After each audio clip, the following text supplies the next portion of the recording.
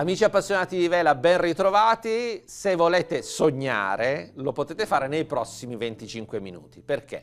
Vi stiamo per portare in Sardegna, a Portocervo, ma Antonio, su delle imbarcazioni meravigliose, uniche, speciali, i Maxi, dunque le più grandi, con armatori, con la maiuscola, i campioni, i velisti titolati e non, equipaggi che possono sfiorare anche le 30 unità, insomma è tutto bellissimo, le immagini davvero parlano da sole. Guarda, il Portocervo, sai, è un tempio della vela, un tempio del vento, e queste grandi barche si esprimono nella loro potenza totale. Dove finisce il piacere e dove inizia la competizione sportiva? Per piacere intendo in pratica l'armatore che vuole primeggiare in un contesto assolutamente unico, elegante, esclusivo. Alla fine poi tutti gli armatori sono un po' bambini e vogliono vincere. Qualsiasi barca abbiano, vogliono arrivare primi e si industriano e spendono anche e chiamano i grandi velisti. È veramente un circuito molto molto tecnico e importante. Che storia ha questo circuito? Ma guarda, i Maxi sono nati negli anni '80 con i grandi armatori, posso citarti Gardini, Kirloi, Bill Koch, tutta gente che poi è stata protagonista, Alan Bond a suo tempo, che è stata protagonista della Coppa America, delle grandissime regate. E la tradizione è rimasta, le barche sono cambiate, però la tradizione, c'è qualcosa dietro che è essere nel salotto buono, che conta a livello mondiale. Quindi la cena di gala è ben organizzata? Sì. Assolutamente sì. C'è anche un'ottima organizzazione da parte del title sponsor. Beh, Rolex come sempre è magica in questi eventi e il mondiale Maxi è un po' il fiore all'occhiello di quello che si può fare nell'organizzazione di un grande evento. Prima della regata, voi esperti, riuscite a capire chi magari, tenuto conto dell'imbarcazione e della qualità dell'equipaggio, può primeggiare in quell'edizione, oppure è tutto un po'... Non è facile perché poi ogni anno c'è qualche novità e non è così scontato. Ci sono ovviamente i favoriti. Immagini bellissime, posto da sogno. Antonio, allora siamo altrettanto pronti per salire su un Maxi e navigare sulle acque di Portocervo. The Spirit of Yachting, un programma in collaborazione con Rolex.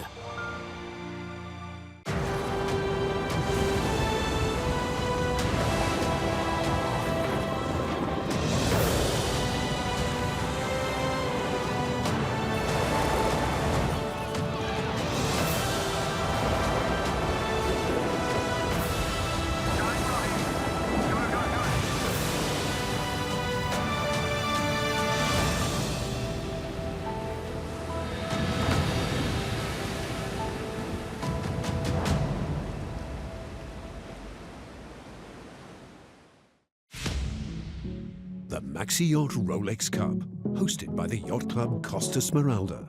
The event and venue may sound familiar, but for assembled owners and crews, the challenge is as fresh as ever. It never gets old. Every year we come back, we're surrounded by this magnificent fleet. Everybody realizes everybody else is coming. They want to go to the party too. Just take a look around here for a second. It's special. It's very special. The quality of the fleet is higher than ever. Whole generation, new generation, everybody wants to be in Portocervo during this event. A lot of friends, a lot of enemy, bad. Let's go. Evolution and innovation have long been features of the Maxi Yacht Rolex Cup. As well as high-profile yachts making their competitive debuts, developments this year include a reclassification of the fleet based on IRC rating rather than hull length, and the inclusion of a multi-hull class for the first time. Crediamo che le imbarcazioni multiscafo siano parte dell'evoluzione del mondo della vela e crediamo anche che saranno parte della Maxi anche in futuro. Per tutti noi qua allo Yacht Club Costa Smeralda è una grande soddisfazione vedere nei moli qua a Portocervo questa tipologia di flotta. È una grande soddisfazione, vuol dire che il nostro lavoro è apprezzato, vuol dire che quello che trovano a Portocervo probabilmente non lo trovano in altre realtà del mondo.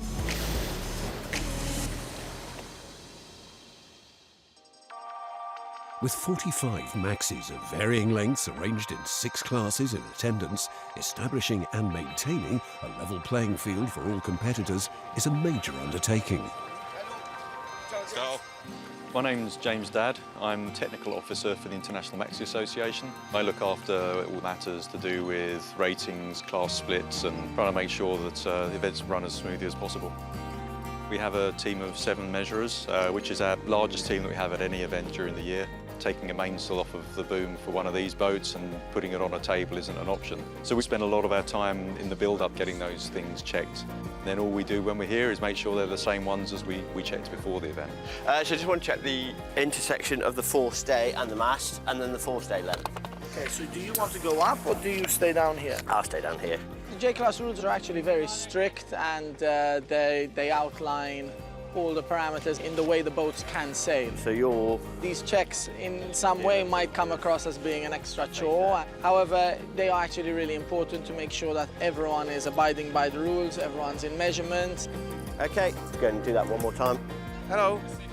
Safety and lighting check, yes. On y va. Let's go. Voilà, c'est bon. One of the key things to what we do is having a visibility on the dock.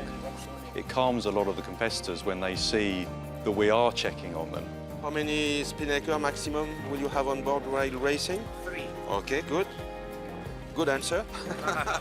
They like to see that we're looking at them as well as their competitors. They actually sometimes get in a bit of a panic if we're not around. Every morning before the guys go out sailing, we will be down on the docks observing what's going on and making sure that they observe us observing what's going on. We'll check them later.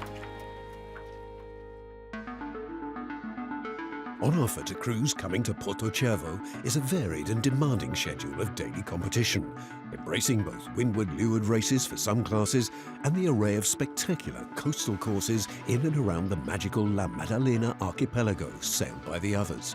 A combination of climate, camaraderie and contest unrivaled in world sailing.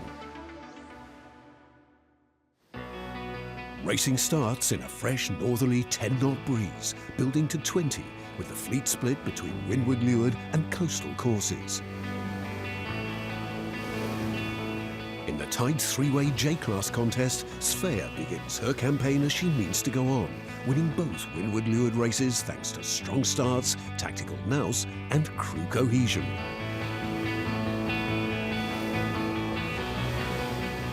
On the coastal courses, Peter Harburg's Blackjack is prominent on the water in Maxi A. But it's Leopard 3 that wins by just over a minute from Galatea on handicap. In the 5-boat Super Maxi class, the stunning new 101-foot Y3K marks her competitive debut with a win, some 15% lighter and with 15% more draft and sail area than her predecessor. With the new Y3K, the owner, Klaus Peter Hoffmann, was really looking for a replacement for his 100-footer, which has been racing for the last 15 years. Nice pressure here. Now. Okay, 10 seconds. Forward now. His idea was that he wanted a boat which was both better cruising and also better for racing. And I think he's achieved that even on its first outing.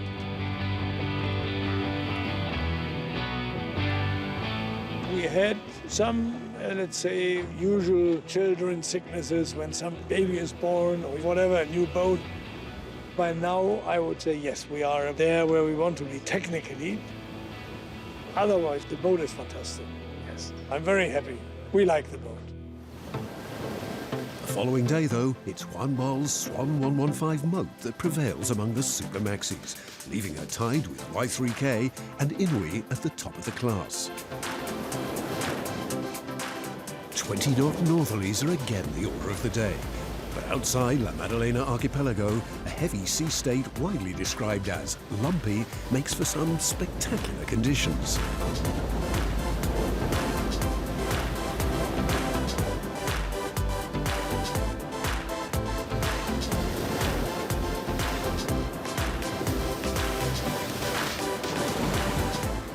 Maxi A is won by Pierluigi Loro Piana's My Song, last year's debutant, now sailing with a lighter bulb and a crew of 24.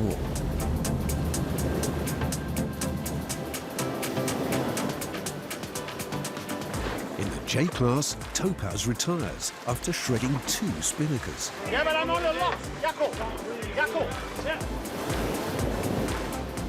Svea wins the ensuing match race with Elshida to maintain her unbeaten record.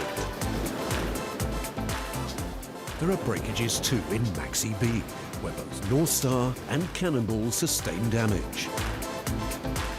Hatfout's crew on Bellamente and the Proteus team of George Sakalaris take up the challenge, with the issue settled by just 19 seconds in favour of Proteus after a coastal race lasting over 46 nautical miles. Today, Porto just turned it on unbelievably. Sun, big wave, big breeze, just one of those very special Porto days.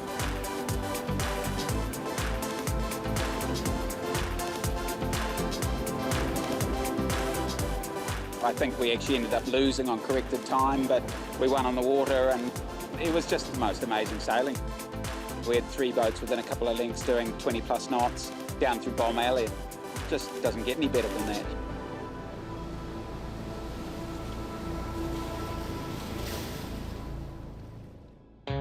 Proteus now lead Maxi B, thanks at least in part to the contribution of relief helm Christina Sakalaris, a laser sailor and George's daughter, who steered the crew to victory in the second windward leeward race the previous day. Yeah, I'm super happy that I was able to help out the team by driving well. But there are a lot of roles on the team that go into having a really good day, and driving is just one other part of that. The team also performed incredibly well. 1 minute 20. Just picking up a little bit of speed. Here we go. Typically, I sail the Ilka 6, which is the women's single-handed boat for the Paris 2024 Games. I'm trying to qualify for that. So the adjustment to coming to Proteus and driving is pretty significant. The boat builds speed in totally different ways. Starting is very different, and you play just a small role on the team, so I'm not actually calling the shots.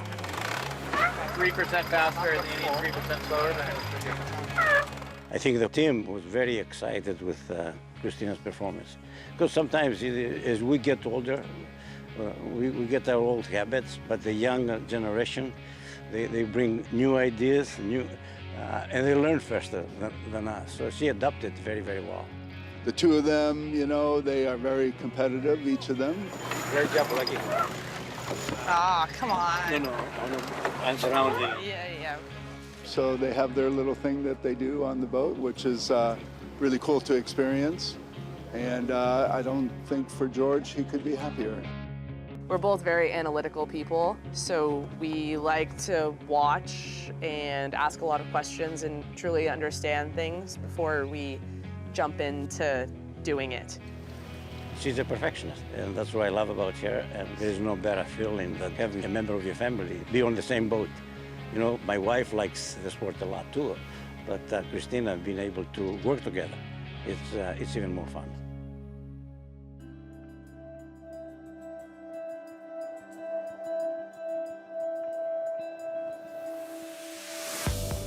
Day 3. 2 entries are defending perfect scorelines, and both finish with their winning records intact. Svea still unstoppable in the J class, and Jean-Pierre Barjon's 65-foot Spirit of Larina sweeping all before them in Maxi C, including the 78-foot perennial class winner H2O. It's altogether tighter in Maxi B, where Bellamente's win on the shorter coastal course now sees them draw level with Proteus at the top of the 8-boat class. 2 boats notched their first wins of the regatta. Andrea Recordati's crew on the refitted Bullet in Maxi A, and in the multi-hull class, the brand new Gunboat 80, Highland Fling 18. Her owner's vaunted competitive instincts very much in evidence, and now being channeled in a new direction. You don't race any less hard just because it's a multi-hull. If anything, actually, it's more difficult to help. There we go. I'm not getting any younger, and running from side to side on a big boat, sitting on the rail when you have got your 10 minutes off, is becoming harder. Coming down. I wanted to build a boat that would allow me to continue racing for many years more. Now we're cooking. All right. Despite the forced withdrawals of 2 entries, the 3-boat multi-hull class, including Gunboat 68 Convexity 2, has still been turning heads, and on waters traditionally the preserve of monohull maxis. There were 2 different philosophies, but they are matching again together now. And the pleasure of having nice toys under your boots. Technology is here also to have boats which are super light, because that's the purpose of a multi-hull. There is no keel, there is no weight under, just the width, which is making the stability, but you have to be careful because those boats, you have to pilot them. That's very good like that. And that's a pleasure, yes, finally, to be accepted in a little village, which was quite closed till today. Like Convexity 2, the 80-foot Highland Fling 18 was built by Gunboat based on naval architecture from French design studio VPLP, whose simulations highlight the differences in performance between the current racing version and a shadowing cruising version expected next year. So far, it's Adrian Keller's Allegra that has found the right balance and leads the class, but both debutants lining up alongside her have made fast starts to their racing careers. This is our first time ever racing the boat, so it's a really good shakedown regatta for us. We're obviously right in there. Allegra seems to have a little edge, but we're just here to do the best we can and have fun.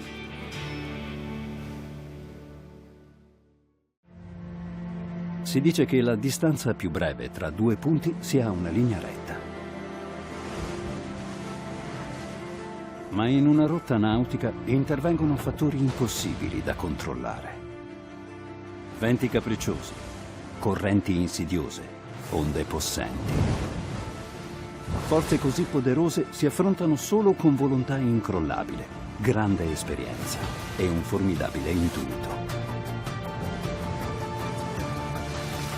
Per perseguire i traguardi più ambiziosi, per trovare le risorse più nascoste, con passione, con furia e con umiltà.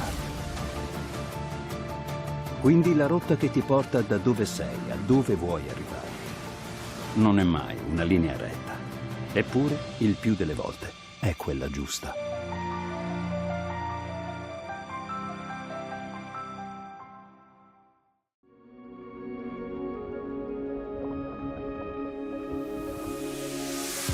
For Maxi Yacht Rolex Cup sailors, the waters off the Costa Smeralda are an annual attraction.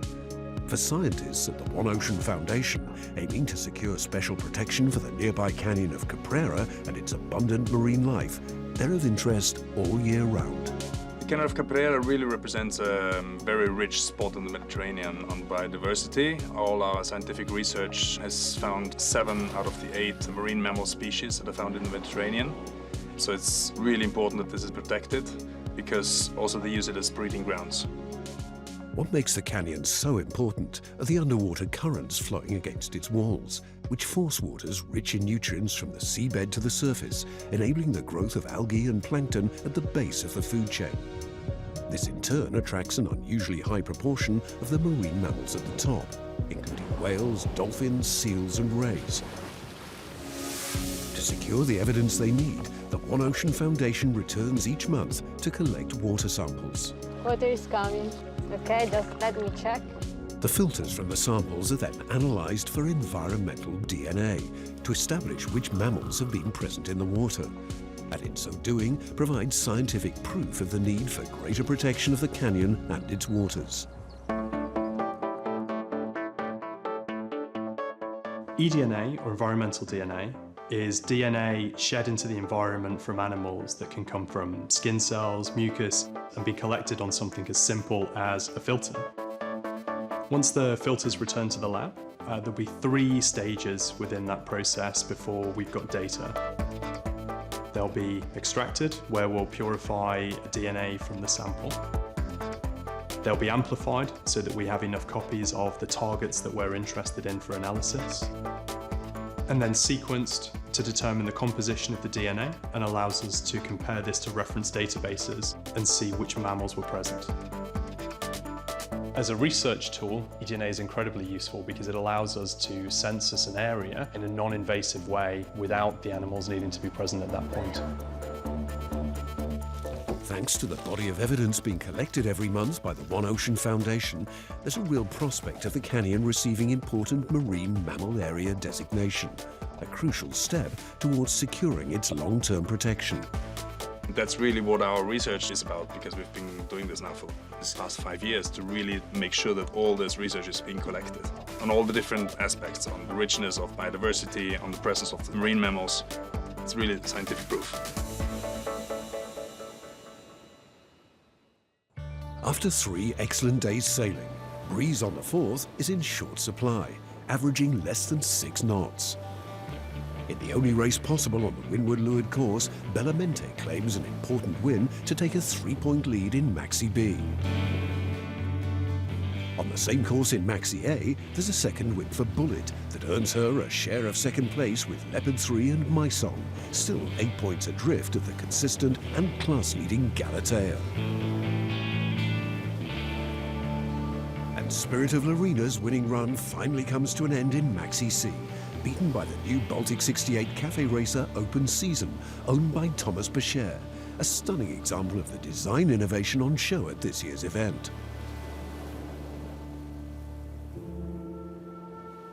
Another yacht making her competitive debut, Open Season is almost entirely electrically operated, providing one of several welcome advantages for her owner. Biggest asset for the boat for me is the total absence of noise. Like in your old wooden dinghy when you were a child. Making good gains here. The deck is marine cork. It's lighter than teak. The boats are nowadays so light and well developed that you don't need a bigger boat for having a sensational sailing experience. This is 68 foot and it sails faster than my 90-footer did in 2008 to 14 when I had it. The source of power in Open Season is electricity. The engine is electric, the boat thruster is electric, all winches are electric, and you store the power in lithium batteries. So I would call this the brain of the boat. It's the PLC, and that's how we manage our batteries. We can see that how much the solar panels are charging. We more or less, in a sailing day, use only 10% of the batteries with all the winches and everything's moving, so it's quite nice. Something I love is when we are sailing and we are not using the engine, the propeller can move as a nitro generator and we can recharge our batteries very fast. Full speed built out. It's racing here, guys.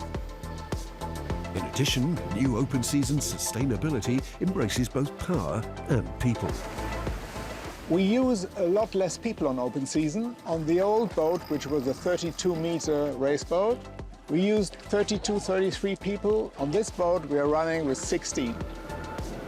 That's half. Wait for the angle, then we pout. It's certainly the step forward in sailing, and sailing big boats generally, because the sustainability and the lack of noise is unmatched.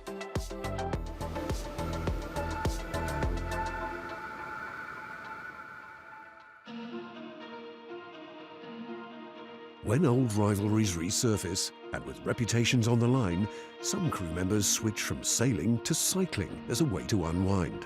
Among them, Deep Blue's John O'Swain, a bike rider to his toe straps. To get away from the stress of the racing, I like to ride my bike. There's a group of us that travel with our bikes. It strengthens your lower body and the boat's always moving around, heeling over, so you do use a lot of your leg strength sailing. I've been coming to Porto for more than 20 years. The sheer beauty of it around here, I mean, the rock formations, you know, sailing around La Maddalena, it's one of the nicer venues in the world to come and race in. Some days you have long days. I mean, I think back to a couple of days ago in this regatta, I think we sailed a 55, almost 60-mile course. But at the end of the day, that's why we came here. We came here to race. As long as you can go back to your crew house that evening and have a nice dinner and sit there and talk about it, you're ready to go the next day. never gets old.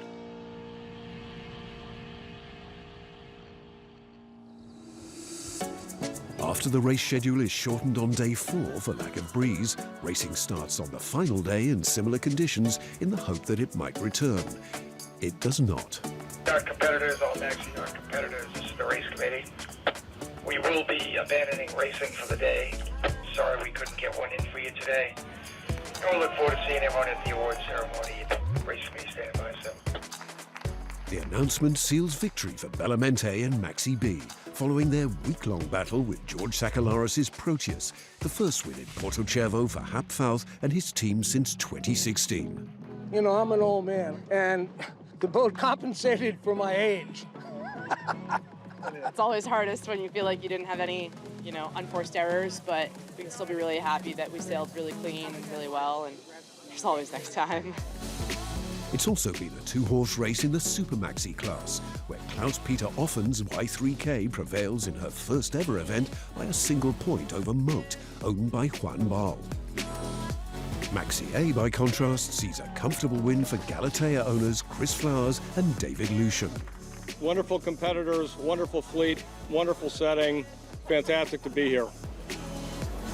Also dominant, Svea, whose flawless performance earns them the J-Class honours, while Allegra's strong start sees off Highland Fling 18 and Convexity 2 in the race for the first ever Maxi multi-hull title. Jean-Pierre Barjon's delight at winning Maxi C with his Spirit of Larina crew is obvious. So, a successful first regatta for the new Y3K, raucously celebrated by her crew at the prize giving on a sunlit Piazza Azzurra. Likewise, Svea's win for owners Niklas Zenstrom and Philip Engelbert in the J-Class. And Hap Fouth's team on Bellamente, returning to winning ways at their 4th attempt after another memorable week in Porto Cervo. Next time on Spirit of Yachting, we return to Italy and Taranto for the latest round of Sail GP.